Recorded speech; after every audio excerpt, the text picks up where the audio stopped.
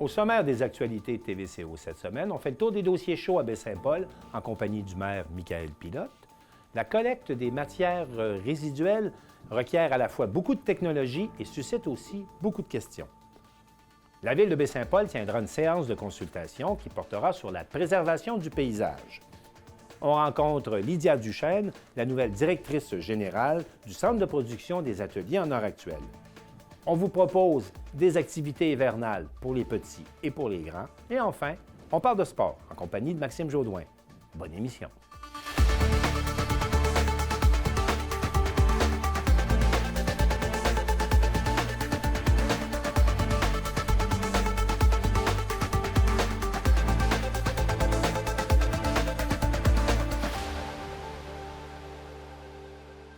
Bonjour à tous. Il se passe beaucoup de choses à l'Hôtel de Ville de Baie-Saint-Paul. Il y avait un conseil de ville cette semaine. Et pour en parler, j'accueille le maire de Baie-Saint-Paul, Michaël Pilote.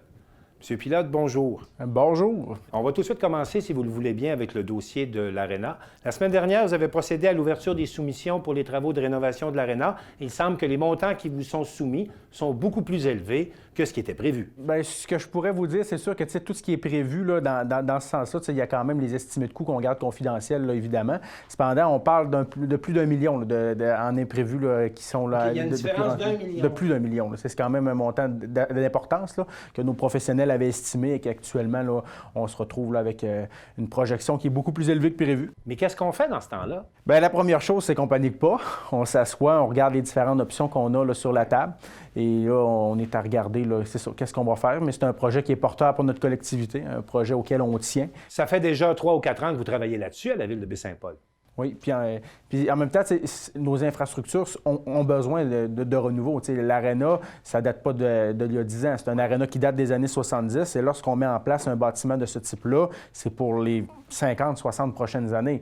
Et des fois, j'entends des gens qui disent, il aurait dû tout mettre ça à terre puis à recommencer à neuf, mais c'est plus facile à dire qu'à faire parce qu'il y a quand même plusieurs contraintes là, que les gens, des fois, ne savent pas à la maison, mais actuellement, on penche pour essayer de réaliser le projet tout de même. Monsieur le maire, avec le dossier de l'évaluation foncière de l'hôpital de Baie-Saint-Paul, qui a été revu à la baisse et qui vous a obligé, vous nous l'avez dit, à vider vos fonds de tiroir, on a un peu l'impression que la Ville de Baie-Saint-Paul n'a pas beaucoup d'argent, ou en tout cas que vous devez gérer très serré. Bien, je vous dirais qu'actuellement, dans tous les projets d'infrastructure publique, là, il y a des dépassements de coûts. Là, ouais. On le voit avec le prix des matériaux, il y a eu la pandémie là-dedans, l'inflation. Là, cette semaine, l'Institut de la statistique là, sortait l'inflation là, pour le mois de janvier qui vient de sortir. Et là, on parle d'un taux d'inflation de 5,1 %. Fait que, ça monte, les salaires doivent monter. Fait que, c'est pas juste nous, c'est partout, mais c'est sûr que le 4,3 millions là, qu'on a eu à payer en rétroactif là, au gouvernement du Québec là, pour l'évaluation du nouvel hôpital, bien, c'est sûr que ça a un impact dans un budget. Et comme vous savez, vous nous suivez assez régulièrement au niveau du budget 2022,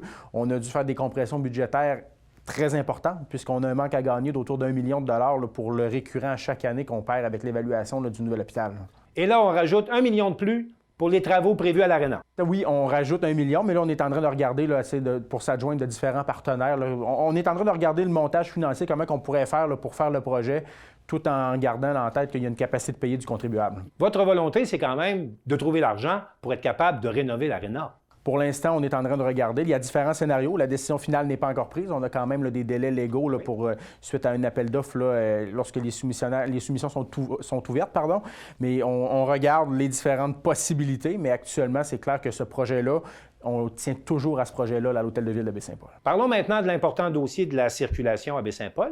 Vous avez fait connaître les membres de votre comité de circulation cette semaine. Quelles sont vos attentes et quels sont les délais pour obtenir des résultats, parce que le mois de juin va arriver rapidement. Oui, bien c'est ça. À Baie-Saint-Paul, la problématique de circulation, c'est pas d'hier. On sait que d'année en année, là, le phénomène revient. Et là, je m'étais engagé aussi en campagne électorale. Il y a d'autres conseillers aussi qui en ont parlé. Qu'on fasse un comité pour faire en sorte là, de regarder qu'est-ce qu'on peut faire. Parce que je l'ai déjà dit, je leur ai dit ce matin, je ne suis pas ingénieur, je ne suis pas un spécialiste en circulation non plus. Donc, ce que je voulais, c'est d'avoir des gens qui ont une expertise, qui connaissent ça et qui vont regarder les différentes possibilités. Parce qu'actuellement, à Baie-Saint-Paul, je pense que j'ai autant de propositions de remèdes, c'est ça, d'aménagement, si on peut dire, en circulation qu'il y a de citoyens. Fait que là, c'est de regarder qu'est-ce qui est réalisable. Est-ce que vous sentez une réelle volonté de la part du ministère des Transports à contribuer à ce comité-là et à trouver des solutions? Parce que l'an dernier, avec le ministère des Transports, ça n'a pas été évident. Pour l'instant, la collaboration du ministère des Transports à ce niveau-là, Ouais. elle est présente. Elle est présente. Ils ont répondu d'emblée qu'ils allaient collaborer à ce comité-là. Et on a quelqu'un aussi qui est délégué de Transport Québec, qui est un spécialiste en circulation, un ingénieur qui va joindre le comité également. Donc, c'est à suivre, mais est-ce qu'on peut s'attendre à des gestes concrets cette année, malgré les délais là, qui sont très, très, très courts? Est-ce que vous pensez qu'on va pouvoir aller de l'avant cette année avec quelque chose? Bien là, le comité va commencer à travailler au début mars. On veut qu'il y ait aussi des consultations citoyennes, comme un petit peu une commission publique, qu'à une soirée, exemple, les gens vont pouvoir venir à l'Hôtel de Ville proposer des solutions. Ça c'est une OK, des... donc la population sera invitée à participer à la démarche. Oui, la population va être invitée. Comme vous venez de le mentionner, on arrive en mars, on est à la fin février. Ouais. Fait que c'est sûr qu'on n'a pas de baguette magique non plus, mais on ne part pas à zéro. Il y a eu quand même des travaux en circulation qui ont été faits dans les dernières années. Et c'est ça, ces rapports-là n'ont pas été mis à la déchiqueteuse. Il y a quand même une base auquel on part. Et c'est clair que ce qu'on peut mettre en place pour 2022, on va le faire. Parlons maintenant du dossier de l'habitation. Vous avez rendu public une étude sur les besoins en logement à la ville de Baie-Saint-Paul, mais j'aimerais savoir plus précisément, qu'est-ce qu'on apprend dans ce rapport? Pour ma part, ça vient confirmer en fait certaines choses. Il y a quelque chose que j'ai apprise, mais sinon, ça vient nous confirmer littéralement qu'il manque de logements à Baie-Saint-Paul. Des logements abordables. Oui, ça c'est clair. C'est le logement abordable, puis le concept d'abordable peut différer de chaque personne, mais c'est clair qu'actuellement, à Baie-Saint-Paul, des logements pour quelqu'un qui travaille... À 30, 40 ou 50 000 par année. Ça peut être difficile de se loger à Baie-Saint-Paul. Puis l'étude le dit que dans les dernières années, là, je ne me souviens plus précisément, je crois que c'est les 5, mais dernières années, il y a 48 des gens qui disent qu'ils ont eu de la difficulté à se trouver un logement à Baie-Saint-Paul. Fait que c'est une personne sur deux. Maintenant, la Ville n'est pas un promoteur immobilier. Qu'est-ce qu'une Ville peut faire pour favoriser la construction de logements abordables? Ça, c'est clair que ce n'est pas la Ville qui va construire les logements. Cependant, la Ville a un rôle de leader à ce niveau-là, je crois, de faire une concertation avec les différents partenaires. Et en même temps, on est habitué à Baie-Saint-Paul, dans Charlevoix, qu'en termes d'habitation, soit qu'on possède notre maison, ou soit encore qu'on est dans un logement qui appartient à un promoteur privé. Oui. Mais il y a plusieurs autres types d'habitations qui existent à d'autres endroits du Québec et qu'actuellement, on est en train de nous présenter. On pense, je crois, à des coopératives d'habitation ou encore des logements gérés par des organismes à but non lucratif? Il y a plusieurs choses qui existent dans le milieu, entre autres ce que vous venez de mentionner, que c'est intéressant. On regarde, il n'y a aucune décision de prise sur qu'est-ce qu'on veut nécessairement, mais avec les différents partenaires, on va s'asseoir puis on va faire en sorte qu'il y ait des résultats qui arrivent rapidement. C'est clair que ça ne sera pas construit demain matin, mais en même temps, je ne veux pas des logements qui soient en place dans 10 ans. Donc, sur les thèmes de la circulation, de l'habitation et de l'aréna, il y a des chantiers qui s'ouvrent ou en tout cas, il y a beaucoup de travail à venir. Bien, quand vous demandez tantôt en préalable quel est le rôle de la Ville à ce niveau-là, bien, la Ville peut collaborer avec des terrains. C'est sûr qu'on est en train de regarder actuellement aussi dans les différents terrains que la Ville possède ou encore que d'autres partenaires possèdent. On est en train d'évaluer différentes options justement que la Ville pourrait contribuer via des terrains, mais tout est sur la table actuellement. Donc, sur les dossiers de l'aréna, de l'habitation et de la circulation, les dossiers sont en train de s'ouvrir, mais il reste beaucoup de travail à faire. Là. Oui, actuellement, la fonction publique et l'appareil politique à l'Hôtel de Ville, il n'y a pas personne qui a les deux pieds sur le bureau. Les gens travaillent d'arrache-pied. Bien, on a bien hâte de voir les résultats. En terminant, M. le maire, il y a 2 séances de consultation publique qui se déroulent cette semaine à l'Hôtel de Ville de Baie-Saint-Paul. La première va avoir lieu mercredi et ça porte sur l'aménagement du paysage. Pouvez-vous m'expliquer de quoi ça retourne? Bien, je crois qu'à Baie-Saint-Paul, si on demande aux gens connaissez-vous Baie-Saint-Paul, connaissez-vous Charlevoix, la première chose qu'ils vont dire, bien, c'est beau, c'est magnifique, c'est un des plus beaux coins du Québec. Donc, c'est vraiment ça. Je crois que les paysages, c'est une priorité. Ça fait notre fierté, ça fait notre emblème en même temps. Oui, mais qu'est-ce qu'on fait mardi soir? On va présenter une étude qui a été réalisée aussi sur la protection de nos paysages et ça va être présenté à la population et aussi pour que les gens puissent s'exprimer puisque ça fait notre fierté, mais en même temps, on veut les protéger, ces paysages-là. Et je crois que ça fait partie de notre collectif. Les paysages, c'est pas juste à moi, c'est pas juste à vous, c'est pas juste à votre voisin, c'est à tout le monde. Donc, on doit travailler collectivement. Alors, pour être précis, mercredi le 23, et c'est diffusé en direct sur les ondes de TVCO à compter de 19h. Mais il y a également, jeudi le 24, une autre consultation. Il y a également jeudi soir, puis on sera également en direct sur les ondes de TVCO, là. Jeudi soir, le promoteur Yves Simard vient présenter son projet, le quartier des Moissons. Qu'est-ce que c'est au juste?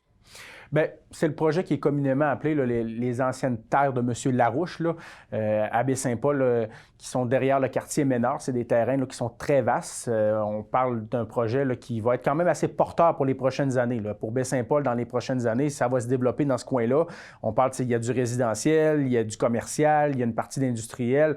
Donc, je crois qu'on n'a pas le choix de le présenter à la population pour que les gens soient informés. Et les gens pourront poser des questions aux promoteurs? Les gens vont pouvoir poser leurs questions et en fonction des différents projets, puisque là, on présente l'ensemble, le tout va être présenté, la vision de ce site-là, mais c'est sûr que cette vision-là, bien, elle est soumise à différentes législations de la Ville, que ce soit en matière d'urbanisme, oui, de ce type-là. Donc, par la suite, chaque projet va être traité de façon indépendante. Si on parle au niveau, il y a plusieurs phases. Il y a la phase, c'est au niveau agroalimentaire que la Ville, on a déjà parlé. Oui, qui est situé tout à proximité du centre d'achat. Dans ce coin-là, il y a une phase aussi plus résidentielle, il y aura une phase commerciale. Fait que, chaque phase sont différentes, mais là, on va vraiment présenter le tout, le concept dans son ensemble.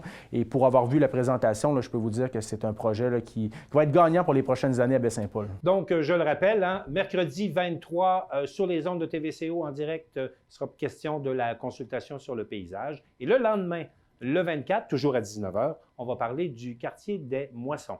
Monsieur le maire, en terminant, vous venez de franchir les 100 premiers jours à titre de maire.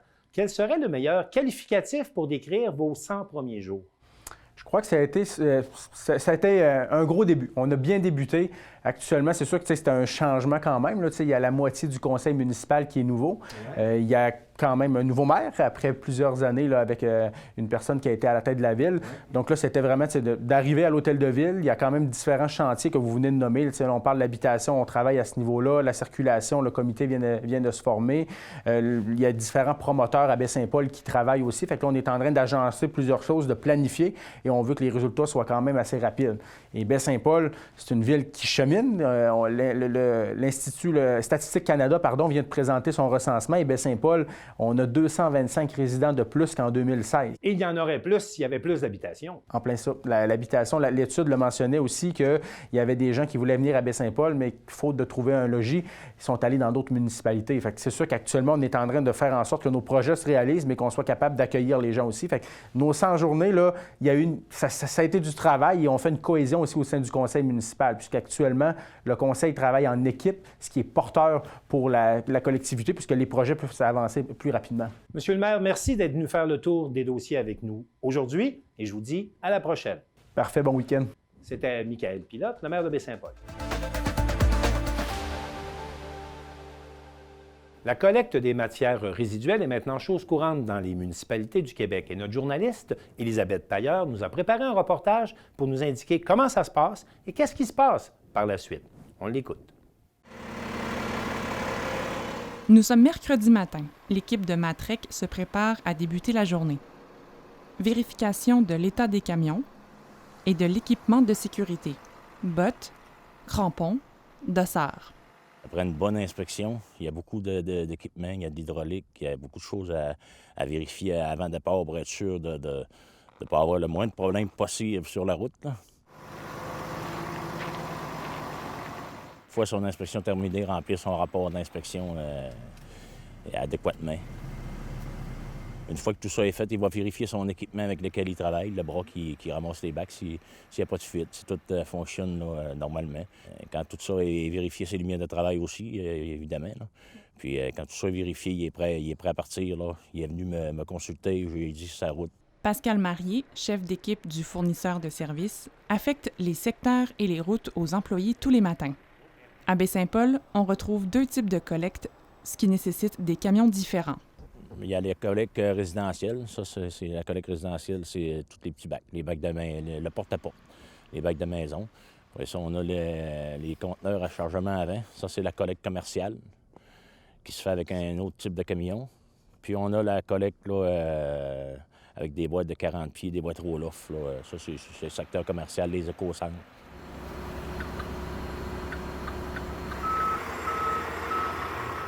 Dans Charlevoix-Ouest, on calcule en moyenne avoir récupéré 2000 tonnes de matières recyclables dans la dernière année. En plus d'être considérés comme travailleurs essentiels, plusieurs enjeux guettent les éboueurs lorsqu'ils sont sur la route. Il y a beaucoup de choses à surveiller, là. Souvent, en bordure de rue, il y a souvent des objets qui sont proches des bacs. Ça, en premier lieu, c'est une chose qu'il faut vraiment surveiller beaucoup. Ça peut être des objets, ça peut être des personnes en période de fort achalandage, là.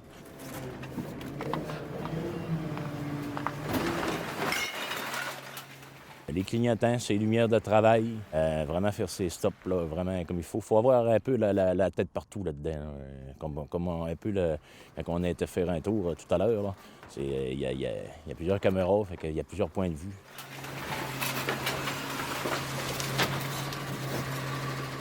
Un système de GPS est utilisé pour suivre en temps réel les chauffeurs qui opèrent dans les différents secteurs. Ma patronne qui en a un là, à son bureau. Moi, j'ai mon application mobile. Je suis capable de suivre les camions là, en temps réel. Là.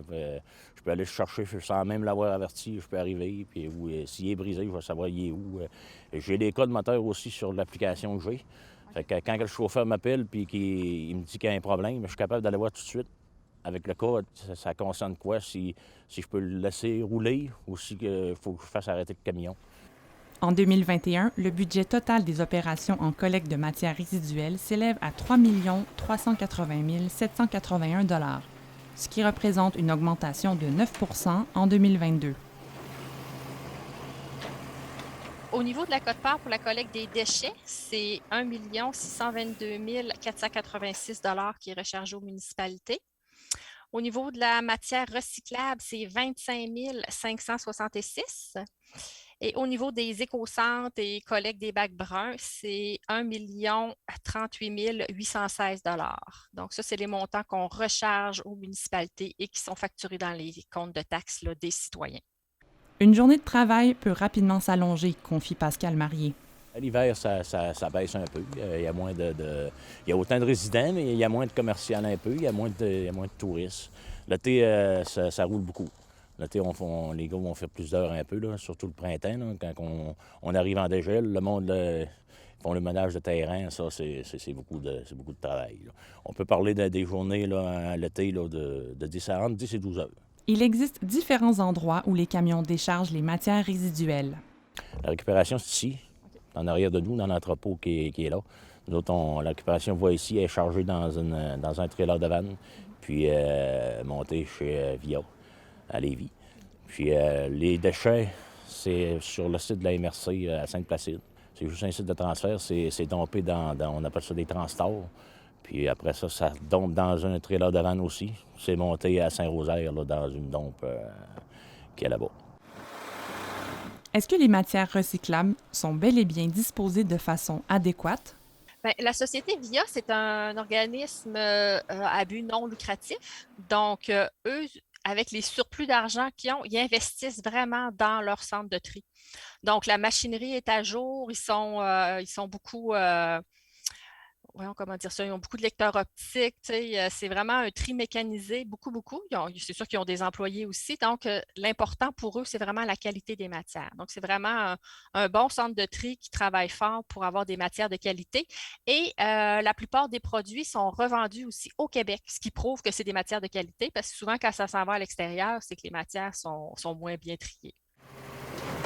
Plusieurs solutions sont proposées par la MRC de Charlevoix afin de sensibiliser les citoyens au tri des matières recyclables. Ce qui est important à se rappeler au niveau du recyclage, c'est que ce sont des contenants, des emballages, des imprimés et des journaux seulement.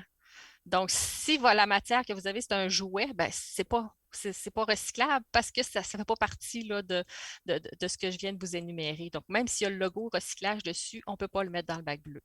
Donc, c'est sûr que nous, on essaie de sensibiliser le plus possible la population. C'est pas toujours facile parce que c'est pas partout uniforme au niveau de la province, mais présentement, le gouvernement travaille à moderniser tout le système de collecte sélective. Donc, bientôt, là, d'ici 2025, là, tout l'ensemble du Québec va récupérer les mêmes matières. Vous voulez en connaître davantage sur le sujet? Rendez-vous sur le site de votre municipalité ou consultez le site de la MRC.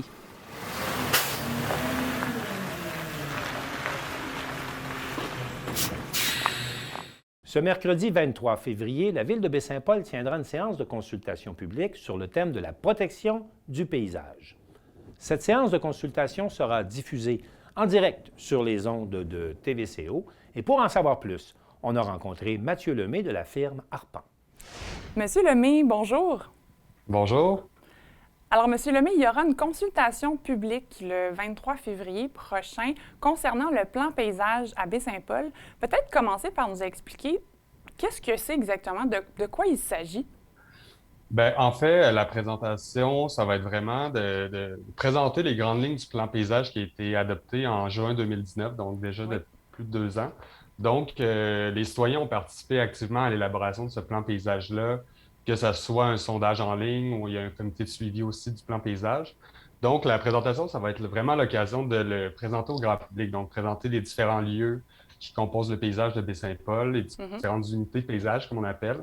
Reconnaître aussi les composantes qui sont appréciées des citoyens, les composantes du paysage qui sont aussi moins valorisées par les citoyens.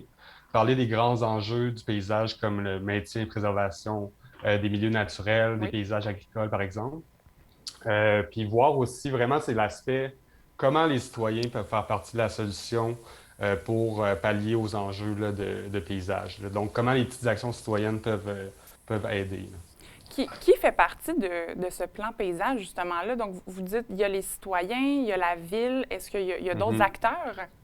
Oui, ben, en fait, le plan paysage, c'est vraiment un outil collectif. C'est le fruit d'un travail collectif. Il y a des consultants qui ont été impliqués au plan paysage, à la ville de Baie-Saint-Paul. Il y a des comités citoyens, des élus aussi qui ont travaillé à l'élaboration de ce plan-là. C'est vraiment un outil qui est la vision du devenir. Qu'est-ce qu'on veut comme paysage? Parce que les paysages, c'est pas seulement une image ou quelque chose de fixe qu'on cherche à préserver, mais aussi une réflexion sur l'avenir que la ville a voulu entamer là, de façon collective. Là. Donc, c'est vraiment un travail collectif. Absolument. Puis, on parle de préservation du paysage. Normalement, on est habitué de voir préservation, par exemple, des animaux, de la faune. Qu'est-ce qu'on veut dire par préservation du paysage à Baie-Saint-Paul? Bien, tu sais, le paysage de Baie-Saint-Paul, on le sait tous. Là. Moi, comme visiteur, j'y vais. Les gens y habitent, puis ils vont aussi pour les vacances parce que c'est incroyable. Ça a quelque chose d'unique au Québec. La préservation des milieux naturels, il y a des écosystèmes qui sont uniques aussi à Baie-Saint-Paul. Je pense aux dunes de sable de la plage de Baie-Saint-Paul ou des secteurs montagneux qui sont visibles de partout dans la ville. Donc, c'est ces secteurs-là que le plan paysage identifie comme étant des secteurs à préserver. Puis le fait que Baie-Saint-Paul soit un espèce de bassin visuel, là, qui a des secteurs montagneux, puis qu'il y a un bas de la ville plus bas, bien, ça fait qu'il y a des interventions dans les montagnes qui vont être visibles de partout ailleurs. Donc, c'est d'autant plus important de préserver les paysages naturels à Baie-Saint-Paul. Mais comme je disais tantôt, il n'y a pas seulement la préservation dans le plan paysage, il y a l'aspect transformation. Donc, comment on veut agir pour bonifier le paysage de demain. Là. Par exemple, bonifier le couvert forestier ou les végétaux dans les quartiers résidentiels pour avoir des quartiers qui vont être plus vivants dans 20 ans, dans 15-20 ans. Donc, c'est aussi pour ça. Absolument. Et peut-être nous dire l'objectif final suite à cette consultation publique-là, c'est quoi? C'est vraiment de faire des études, comme vous dites, là, de faire en sorte... Oui, allez-y. Les études ont été faites préalablement. Là, il y a eu un travail de caractérisation des paysages pour montrer justement ces unités de paysage-là qui ont des caractères communs à Baie-Saint-Paul et tout ça. Les citoyens ont été consultés aussi en 2018 préalablement à ce plan paysage-là. Donc maintenant, c'est vraiment plus pour que les gens se l'approprient, ce plan paysage-là qui est maintenant sorti depuis 2 ans. Puis que les actions s'entament là, petit à petit, puis pouvoir que les gens se l'approprient justement au quotidien là, dans leurs actions, là, que ce soit d'y penser 2 fois avant de déboiser sur leur terrain, ou des petites actions quotidiennes citoyennes comme ça, puis d'être plus sensibilisé à la question. Donc voilà. Alors, on rappelle aux gens que ça aura lieu le 23 février prochain. Comment on fait pour y participer? Les informations, c'est disponible sur le site web de la ville de Baie-Saint-Paul. Il y a un onglet, là, vous allez voir, c'est le titre de la présentation, c'est « Imaginer le futur paysager de Baie-Saint-Paul à travers le plan paysage ». Puis toutes les informations sont là, on clique, on s'inscrit, puis c'est gratuit là, en formule virtuelle. Parfait. Donc, les gens pourront y assister. N'oubliez pas de vous inscrire et sinon, ce sera également diffusé sur nos ondes, les ondes de TVCO. Monsieur Mathieu Lemay de la firme Arpan, merci beaucoup. Merci à vous.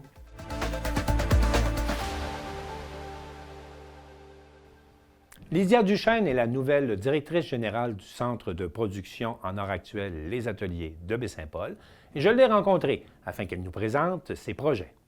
C'est en 2019 que le Centre de production en art actuel Les Ateliers a officiellement vu le jour suite au projet pilote de Gabriel Bouchard, Karine Locatelli et Jimmy Perron. Suite à ça, là, ils ont fait des tests de comment pourraient fonctionner les ateliers avec la maison mère.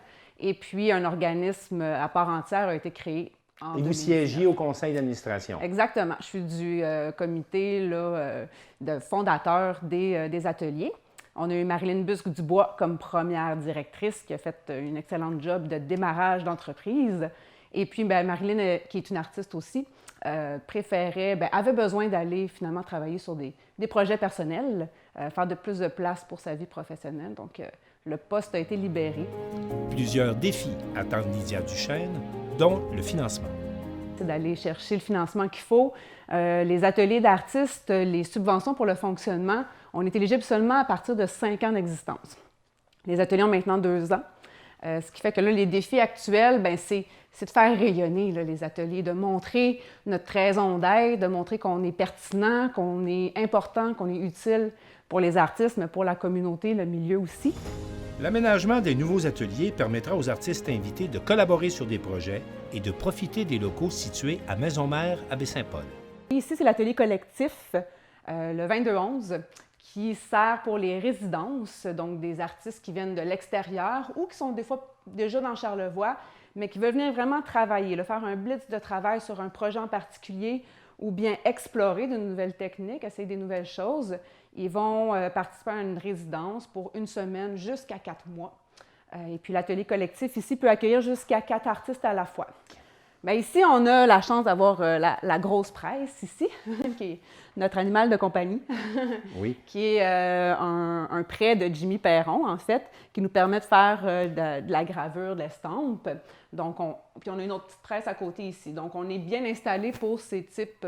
Gravure et estampe. Oui, ces disciplines-là. Mais bon, on a d'autres matériels là, qui sont disponibles pour les artistes, là, que ce soit prêté ou en location.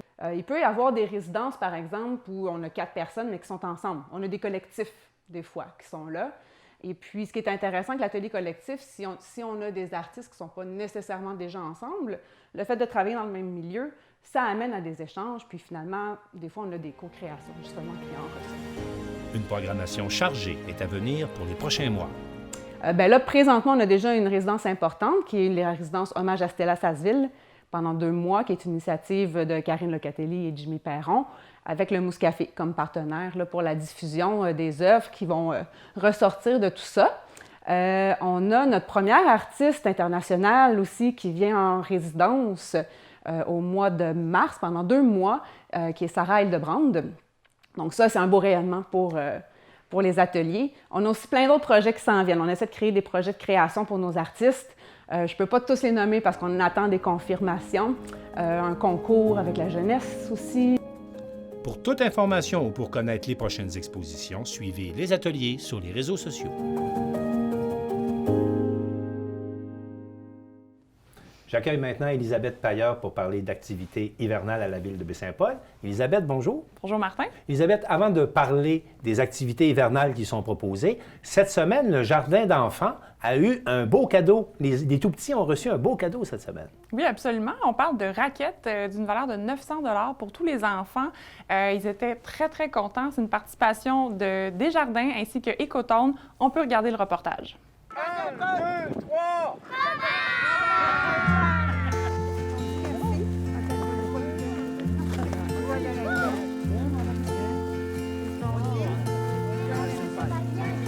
OK, là, ça va prendre fait qu'aujourd'hui, Desjardins s'implique au niveau de ces jeunes-là à prendre l'air, à faire des activités dehors, s'amuser et avoir beaucoup de plaisir. Puis surtout regarder bien souvent notre beau territoire qui est Charlevoix. Fait que, au nom de la Caisse Desjardins, ça me fait plaisir de remettre 12 paires de raquettes pour les jeunes pour qu'ils fassent faire de l'activité physique pour un montant tout près de 900 $. Fait que Desjardins est fier de vous accompagner dans vos activités. Et merci aux partenaires aussi.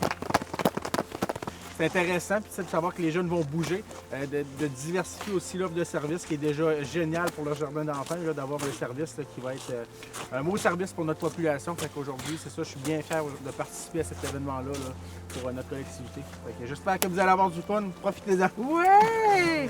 Ça fait toujours plaisir d'être partenaire pour des belles activités comme ça. C'est nos voisins vraiment juste à côté physiquement. On les voit, les enfants sortir dehors et s'amuser, c'est toujours très agréable. Et puis ça nous a fait plaisir de donner un petit quelque chose au moins en leur offrant des raquettes à un prix très raisonnable pour faire notre part au jardin d'enfants. Voilà, merci.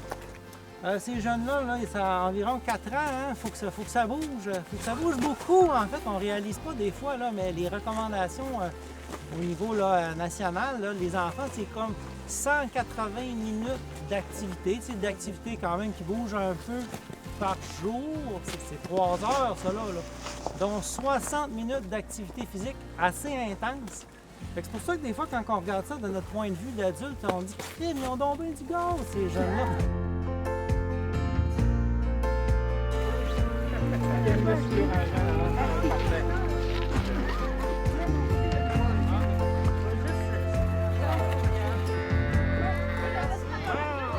C'est toujours très agréable de contribuer à des activités pour des jeunes comme ça. Mes enfants, personnellement, ont participé au jardin d'enfants. Avec Mme Diane, c'est toujours très agréable et super. Puis c'est mes voisins, fait que c'est plaisant de voir aller les tout-petits dehors à l'extérieur. Puis là, avec des raquettes, ils vont avoir beaucoup de plaisir. On parle de l'éducation, on parle du sport, on parle de l'activité physique. Fait que ça rejoignait vraiment nos valeurs en tant que Desjardins. Et on joue dans les buts. Ce matin, on a passé 1h30 dehors. Là. On a fait 2 semaines de bonhomme de neige. Chaque groupe avait un bonhomme de neige. On a créé le bonhomme de neige. Ils ont monté, ils m'ont dit qu'est-ce qu'ils voulaient comme matériel. Ils ont trouvé le nom. On a participé. Ils les ont colorés. On joue à l'extérieur. On voit les maisons des écureuils. On les voit sortir.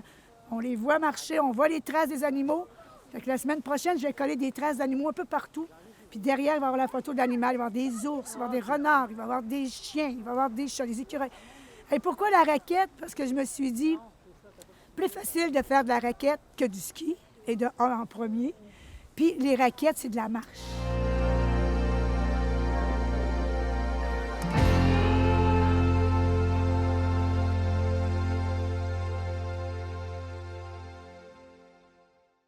Maintenant, Élisabeth, il n'y a pas que les tout-petits qui vont pouvoir profiter de l'hiver parce que la Ville de Baie-Saint-Paul propose, elle aussi, une série d'activités. Absolument. On l'appelle même le mois de l'hiver. Alors, on veut que les gens profitent des installations, des parcs. Il y aura même de l'animation. Je vous propose un petit reportage.